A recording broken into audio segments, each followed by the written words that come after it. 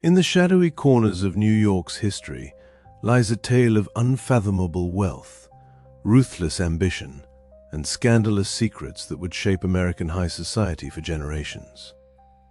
The story begins not in the gilded ballrooms of Manhattan, but in a small German village where a butcher's son dreamed of riches beyond imagination. Born in 1763 in Waldorf, Germany, Johann Jakob Astor arrived in America with nothing but determination etched into his soul.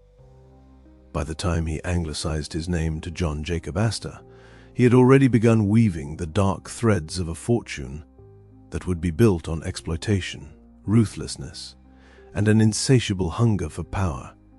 His first ventures in the fur trade would establish a pattern that defined the Astor legacy: profit at any cost. The foundation of the Astor Empire was soaked in blood and betrayal. John Jacob Astor operated with calculated cruelty in the North American fur trade, systematically exploiting both the traders who worked for him and the indigenous populations they encountered. His business model was simple yet devastating. He forced his own traders to purchase supplies at severely inflated prices, which in turn compelled them to exploit Native American trappers with even greater ruthlessness to turn a profit. This cascading system of exploitation created a network of suffering that stretched across the continent, all funneling wealth into Astor's increasingly heavy pockets. But perhaps most disturbing was Astor's involvement in the opium trade. While building his public image as a respectable merchant and real estate magnate, Astor quietly profited from human misery through the illegal drug trade. His ships carried opium from Turkey to China, where addiction ravaged countless lives. This dark secret of the Astor fortune remained largely hidden from public view, buried beneath the family's growing social respectability. When John Jacob Astor married Sarah Cox Todd in New York, she became more than just a wife. She worked as a consultant in his business dealings, and her success raised eyebrows in a society that viewed powerful women with deep suspicion. In 1817, accusations of witchcraft swirled around Sarah Astor, whispers that a woman could only achieve such business acumen through supernatural means. Though the accusations never led to legal action, they revealed the darkness lurking beneath the surface of even the most successful Astor ventures. As Astor's wealth grew to staggering proportions, he began purchasing Manhattan real estate with the foresight of a predator sensing its prey. He acquired undeveloped properties and vacant lots across the island, anticipating the city's northward expansion. But the way the Astor family maintained their real estate empire would become one of their darkest legacies. They perfected a system that made them notorious slumlords of New York City. The Astor real estate scheme operated with cold precision. Rather than managing properties directly, they leased land to sublandlords who would construct whatever buildings they desired. These sublandlords, desperate to profit from their short-term leases, built the cheapest structures possible and crammed them with as many tenants as they could fit. Living conditions in Astor-owned properties became infamous for their squalor, disease, and overcrowding. But here's where the true darkness emerged. After roughly 20 years, the leases would expire, and everything built on Astor land reverted to the family's ownership. The sub-landlords lost their investments, tenants were displaced, and the Astors gained valuable buildings without spending a penny on construction. John Jacob Astor died in 1848 as the richest man in America, leaving behind a fortune estimated at $20 million, equivalent to billions today. His son, William Backhouse Astor, inherited this empire and continued expanding it with the same ruthless efficiency. William was said to know every single inch of property the family owned, walking the streets of New York with an almost supernatural awareness of his domain. Under his control, the slumlord practices intensified, creating some of the worst living conditions in American urban history. But it was in the next generation that the true darkness of the Astor family began manifesting in spectacular fashion. William's sons, John Jacob Astor III and William Backhouse Astor Jr., inherited wealth so vast it seemed to corrupt them utterly. Their families became locked in bitter feuds that would tear the dynasty apart from within. The war began over something seemingly trivial, but symbolically devastating in high society. Who had the right to be called Mrs. Astor? When John Jacob Astor III's wife Charlotte died, William Jr.'s wife Caroline Schermerhorn Astor declared herself Mrs. Astor, as if she were the only woman in the family who mattered. This infuriated William Waldorf Astor, John II's son, who believed that as the son of the elder brother, his wife deserved the title. Caroline Astor, who became known simply as the Mrs. Astor, ruled New York society with an iron fist encased in a velvet glove. Together with social arbiter Ward McAllister, she created the 400, an exclusive list of people deemed worthy of inclusion in New York's highest social circles.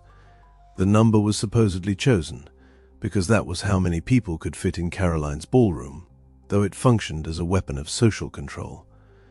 To be excluded from the 400 meant social death in Gilded Age New York. Caroline's mansion at 350 Fifth Avenue and 34th Street became the beating heart of this exclusive world. The ballroom could hold 1,200 people for large events, but only 400 were ever considered truly acceptable. The house itself was a monument to excess. Decorated with French tapestries, Louis XIV furniture, and an extensive collection of French paintings, Caroline held court from a red satin divan placed on a raised platform, covered with fur blankets, flanked by marble horseheads. She sat like a queen receiving subjects, deciding fates with the arch of an eyebrow or the turn of her fan. But Caroline's husband, William Backhouse Astor Jr., wanted nothing to do with this circus of snobbery. He actively avoided his wife's social events, preferring horses, boats, and trips to Europe. As the years passed, William lost interest in being with Caroline altogether, living essentially separate lives while maintaining the fiction of marriage. When William died in Paris in 1892 from a brain aneurysm, Caroline became even more obsessed with her role as society's supreme arbiter, as if she could fill the emptiness of her marriage with social dominance. Meanwhile, the family feud reached new levels of pettiness and spite. William Waldorf Astor grew so fed up with his Aunt Caroline's assumption of superiority that he made a shocking decision. He demolished his own childhood mansion and built the Waldorf Hotel on the site, a 12-story building that now towered over Caroline's home. Suddenly, Mrs. Astor's neighbor wasn't another refined mansion, but a building filled with hundreds of strangers coming and going at all hours. The message was clear and brutal. If you won't acknowledge my family's precedence, I'll destroy your peace. This was the last straw for Caroline and her only son, John Jacob Astor IV, known as Jack. In a final act of defiance, they demolished Caroline's beloved mansion and built an even grander double mansion uptown at 840 and 841 Fifth Avenue, between 65th and 66th Streets. Designed by Richard Morris Hunt in the style of a French Renaissance chateau, the mansion was actually two houses connected by a glass-domed entrance hall. Caroline lived in the northern half, while Jack and his family occupied the southern portion. But construction of the new mansion couldn't erase the humiliation Caroline had suffered. Jack Astor had his revenge too. On the site of his mother's demolished mansion, he built the Astoria Hotel, which eventually merged with the Waldorf to create the famous Waldorf Astoria. The hyphen connecting the two hotel names symbolized the barely concealed hatred between the two branches of the family, a dash representing decades of feuding. William Waldorf Astor's bitterness ran so deep that he abandoned America entirely. In 1893, he moved his family to England, declaring America no longer a fit place for a gentleman to live. But before leaving, he performed one of the strangest acts in Astor family history. In 1892, William Waldorf actually attempted to fake his own death. He leaked to reporters that he had died of pneumonia, perhaps hoping to escape the suffocating attention of his fame and the endless social battles with his relatives. When the hoax was discovered, the press mocked him mercilessly, adding public humiliation to his private resentments. In England, William Waldorf became obsessed with avoiding kidnapping, so paranoid about his wealth making him a target that he built 2 Temple Place, a neo-Gothic fortress near the Victoria Embankment, as his estate office. The building was designed like a medieval stronghold with crenellations and ornate stone exterior. Inside, he filled it with references to his favorite books, with carved figures from the 3 Musketeers adorning the mahogany staircase. He even had cherubs holding telephones installed at the entrance, desperate to display his modernity and wealth despite his growing paranoia. If you're finding this story fascinating, please take a moment to subscribe to our channel for more deep dives into the dark histories of America's most powerful families. There's so much more darkness to uncover in the Astor story. Back in America, John Jacob Astor IV seemed determined to create scandals that would outshine even the family feuding. Jack Astor had married socialite Ava Lowell Willing in 1891, and they had 2 children together, William Vincent and Ava. For years, they maintained the appearance of a proper society marriage. But in 1909, in an era when divorce carried massive social stigma, Jack and Ava divorced after 18 years of marriage. The scandal rocked New York society, but Jack and Ava had waited until Jack's conservative mother Caroline had died in 1908, unable to face her wrath. What happened next made the divorce seem tame by comparison. The 47-year-old Jack Astor began courting 18-year-old Madeline Talmadge Force. The age gap of 29 years shocked even the jaded members of New York's elite. Jack's own son Vincent, from his first marriage, was disgusted by the match.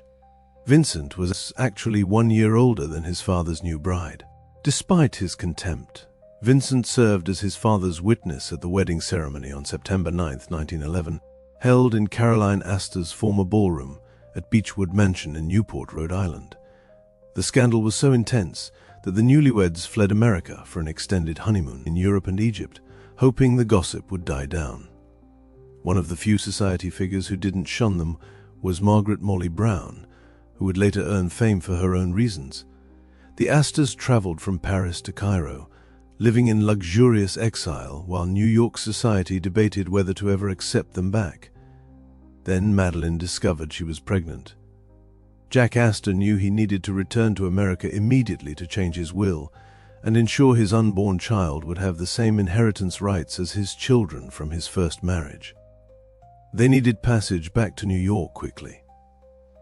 In April 1912, they found space on a new luxury liner making its maiden voyage, the RMS Titanic.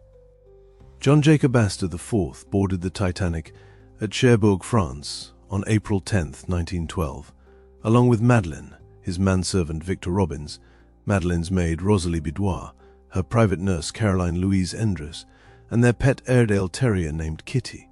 They traveled in first class, and Jack Astor was the richest passenger aboard the ship, with a net worth of roughly $87 million, equivalent to billions today. The first few days of the voyage were uneventful. The Astors attracted considerable attention from other passengers, who whispered about the scandalous May-December marriage and gawked at them in the dining room. Captain Edward Smith personally warned Astor early about potential ice in the area, a courtesy extended because of his wealth and status. But none of this could have prepared anyone for what was about to happen. At 11:40 p.m. on April 14, 1912, the Titanic struck an iceberg in the dark Atlantic waters. At first, Jack Astor didn't believe the ship was in serious danger. Witnesses later recalled seeing him and Madeline in the ship's gymnasium, wearing life jackets but sitting on mechanical horses, apparently treating the situation as a minor inconvenience. Astor was heard commenting dismissively about the frailty of the lifeboats, saying they were safer on the solid decks of the Titanic than in small boats on the open ocean. But as the ship's bow began dipping lower into the water and the deck started tilting, the reality became undeniable. Second Officer Charles Lightoller arrived on A deck to load lifeboat number 4. Astor helped his pregnant wife climb through the windows of the enclosed promenade deck and into the boat.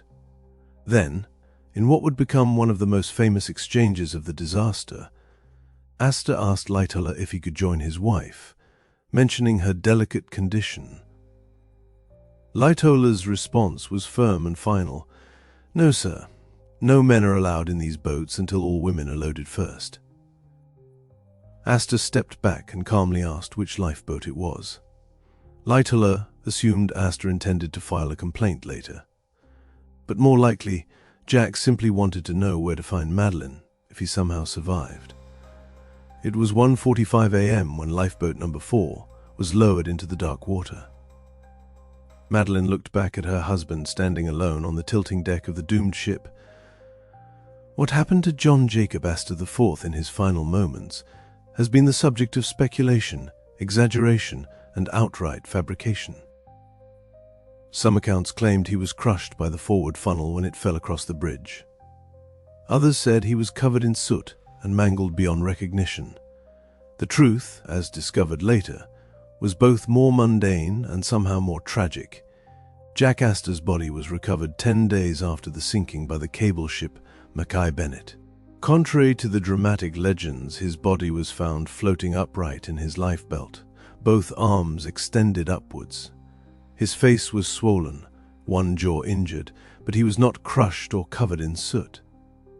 He wore a business suit and tan shoes. His expensive diamond-studded watch dangled from his pocket, stopped at the moment he entered the water. In a money belt around his waist was $2,000 in gold. He also carried securities and jewelry, estimated to be worth between $50,000 and $75,000. The body was identified by the initials JJA sewn inside his shirt collar. His son Vincent took a train to Halifax, Nova Scotia, to claim his father's body. The funeral was held on May 4th at the Church of the Messiah in Rhinebeck, followed by burial at Trinity Church Cemetery in Manhattan. Jack Astor was laid to rest near his father and namesake great-grandfather. He was 47 years old. Madeleine survived the sinking and returned to New York, where she gave birth to John Jacob Astor VI, nicknamed Jakey, 4 months after his father's death. But the darkness of the Astor curse seemed to follow even this child born from tragedy. Under Jack's will, Madeleine inherited a substantial fortune and the Beechwood mansion in Newport, but there was a sinister catch. If she ever remarried, she would lose her inheritance and access to the Astor money. It was a form of control from beyond the grave. For 4 years, Madeleine raised her son in the shadow of the Titanic disaster and the Astor expectations. But in 1916, she made her choice.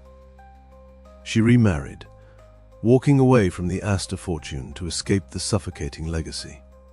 She would marry twice more before her death in 1940, as if trying to outrun the curse of the Astor name through multiple fresh starts. Meanwhile, Vincent Astor inherited the vast majority of his father's estate, becoming the richest man in America at the age of 20. But Vincent was a troubled soul, smoking and drinking to devastating excess. When he finally learned the truth about how his family had built their fortune, about the slum properties and exploited tenants, he was horrified. Vincent began selling off properties and established the Vincent Astor Foundation with vague notions of bettering humankind, trying to cleanse the family name. In 1941, Vincent married for the 3rd time to Brooke Russell. Brooke Astor would become the family's unlikely redemption figure, but first she had to endure 5.5 years of miserable marriage to the alcoholic, chain-smoking Vincent. When Vincent died in 1958, Brooke inherited his fortune and the foundation. Unlike the previous generations, Brooke Astor dedicated herself to genuine philanthropy. She dressed in her Chanel suits and fur coats and personally visited housing projects and homeless shelters to see how her donated money was being spent. Brooke Astor rehabilitated the family name through decades of charitable work, focusing especially on New York City. But the Astor curse had one final, devastating act to play. Brooke's only son, Anthony Marshall, known as Tony, would bring the family's dark legacy full circle. As Brooke aged and her mental faculties declined, Tony began exploiting his mother's dementia in October 2009. Tony was accused by his own sons, Philip and Alec, of looting their grandmother's $200 million fortune. The accusations were horrifying. Tony allegedly bought himself extravagant gifts, like a $920,000 yacht, while his mother lived in increasingly squalid conditions. He stole valuable artwork from Brooke's estate. Most disturbingly, he changed his mother's will while she was mentally incapacitated, redirecting her fortune away from the charitable causes she had spent decades supporting and toward himself and his second wife, whom Brooke had nicknamed Miss Piggy. The trial became a media sensation. Here was the great-great-great-grandson of John Jacob Astor, the man who built an empire on exploitation, himself exploiting the family's final pillar of respectability. In 2009, Tony Marshall was convicted of fraud. He served time in prison before being released due to poor health. He died in November 2014, at the age of 90, his reputation destroyed, having brought the Astor name full circle from its predatory origins to its predatory end. The final disposition of the Astor fortune was a bitter joke. After all the trials and appeals, $14.5 million, all that remained of the once magnificent Astor wealth, went to Tony Marshall's second wife, the despised Miss Piggy. Tony had cut his own sons out of their inheritance entirely, the same way Jack Astor had essentially cut Madeline out if she remarried. The patterns of control and punishment through inheritance repeated across generations. Today, the Astor mansions are gone, demolished or converted to other uses. The magnificent double mansion at 840 Fifth Avenue, where Caroline and Jack Astor once lived, was sold in 1926. Temple Emmanuel now sits on the site, a twist of irony given the Astor family's history of discrimination in their social circles. The Waldorf Astoria was torn down in 1929 to make way for the Empire State Building, which now stands where the family feud played out in bricks and mortar. Beechwood Mansion in Newport, once the scene of Caroline Astor's legendary parties and later the site of Jack and Madeline's scandalous wedding, passed through multiple owners. For years, it operated as a living history museum, where actors portrayed the Astor family in their prime, tourists treated like job applicants for Mrs. Astor's staff. But even this theatrical resurrection couldn't sustain itself, and Beechwood returned to private hands. In England, William Waldorf Astor's descendants created their own branch of the family, achieving the social prominence in Britain that eluded William in America. His granddaughter-in-law Nancy Astor became the first woman to sit in British Parliament. But even the British Astors couldn't escape scandal. In 1961, Nancy's son William Waldorf Astor II became embroiled in the Profumo affair, a sex and espionage scandal that brought down a British government and destroyed William's social standing. He died of a heart attack in 1966, a social pariah, and the Astors abandoned Cliveden forever. In upstate New York, the original Astor mansion, called Rokeby, still stands, but barely. Built in 1815 with 43 bedrooms on 420 acres, it was once a symbol of rural aristocratic splendor. Today, it's a crumbling ruin inhabited by the last direct descendants of John Jacob Astor, Alexandra Aldrich, and her family. They are the 10th generation of Astor heirs, living in poverty in a mansion falling apart around them. The walls are cracked, the roof leaks, and there's no money left to fix anything. They can't afford to maintain Rokeby, but they can't bear to sell it either, trapped in the skeleton of their family's former glory. The Astor story is ultimately about the corruption that comes with unlimited wealth, the darkness that accumulates when profit matters more than people, and the curse that seems to follow money built on exploitation and suffering. From John Jacob Astor's ruthless fur trading and opium dealing, through the family's notorious slumlord practices, to the bitter feuds and scandalous marriages, to the final act of elder abuse and theft, the Astors embodied both the American dream and its darkest nightmares. Their mansions, those magnificent symbols of Gilded Age excess were built on the backs of exploited indigenous peoples, drug-addicted victims of the opium trade, and impoverished tenants crammed into squalid Astor-owned buildings. Inside those mansions, the family tore itself apart over social precedence and inheritance, creating scandals that transfixed America for generations. The ballrooms where Caroline Astor once decided who mattered in society now exist only in photographs. The fortunes that seemed infinite have been squandered, stolen, and dissipated. What remains of the Astor legacy? A few place names, like Astor Place subway station decorated with beavers chewing trees, a subtle reminder of the fur trade that started it all. The New York Public Library, funded partially by Astor money, stands as perhaps the family's most positive contribution. The scandal-filled history books and tabloid stories that remind us how the richest of the rich can be just as petty, cruel, and ultimately human as anyone else. The Astor Mansion story is America's story in miniature: ambition and exploitation, wealth and corruption, glamour and decay.